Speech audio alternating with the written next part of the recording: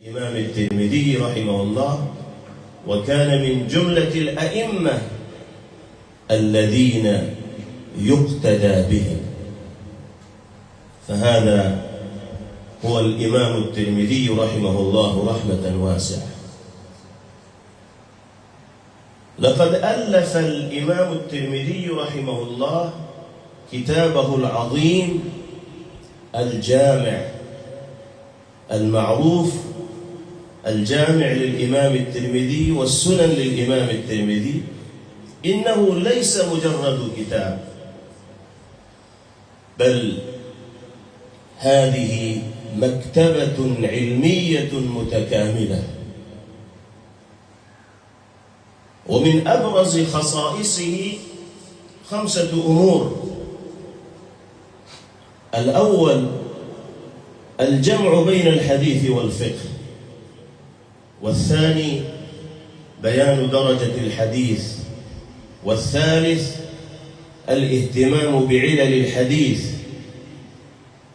والرابع بيان العمل بالحديث، والخامس حسن الترتيب وسهولة العبارة.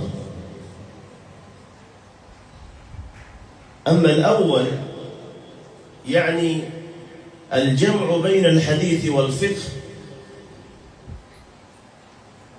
فأنتم تعرفون وتعلمون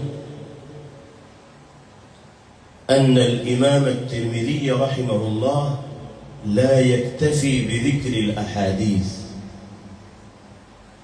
بل يذكر مع سرد الأحاديث أقوال الصحابة والتابعين والأئمة المتبوعين،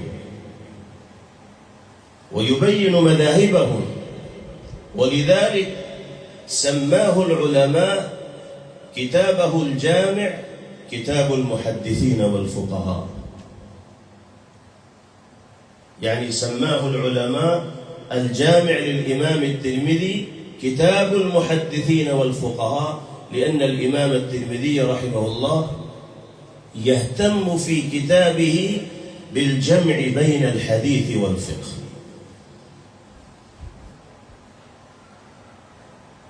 والثاني بيان درجة الحديث.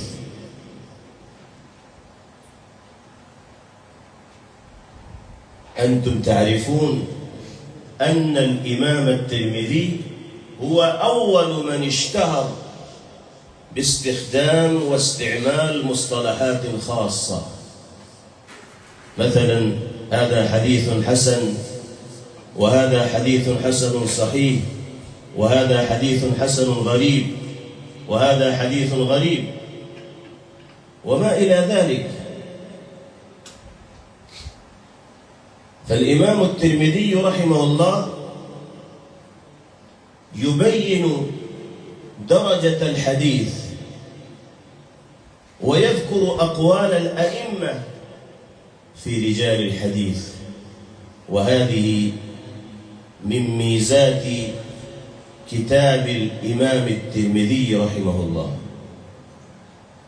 والثالث الاهتمام بعلل الحديث. إن الإمام الترمذي رحمه الله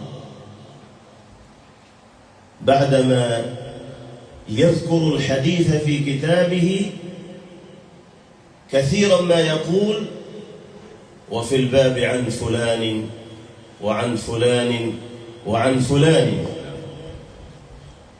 وبهذا يبين اختلاف الروايات، ويذكر كلام الأئمة في الرجال. ورابعا العمل بالحديث. كثيرا ما يقول الإمام الترمذي رحمه الله في كتابه بعد سرد الأحاديث: والعمل على هذا عند أكثر أهل العلم. هذه الجملة مذكورة في أمكنة كثيرة في الكتاب للإمام الترمذي رحمه الله. وهذه ميزة عظيمة، إذ يربط بين النص والفقه، يربط النص الفقه، يربط النص العمل، ويقول والعمل على هذا عند أكثر أهل العلم. والخامس حسن الترتيب وسهولة العبارة. لهذه الخصوصية بقي كتاب الجامع للإمام الترمذي يدرس في المعاهد الدينية والمدارس الإسلامية حتى الآن، وإن شاء الله يدرس إلى قيام الساعة. نسأل الله تبارك وتعالى أن يوفقنا للعمل بما في كتابه الجامع للإمام الترمذي. أيها الأحبة، لقد ختم الإمام الترمذي رحمه الله كتابه بحديث رواه عبد الله بن عباس رضي الله تعالى عنهما عن النبي صلى الله عليه وسلم أنه قال: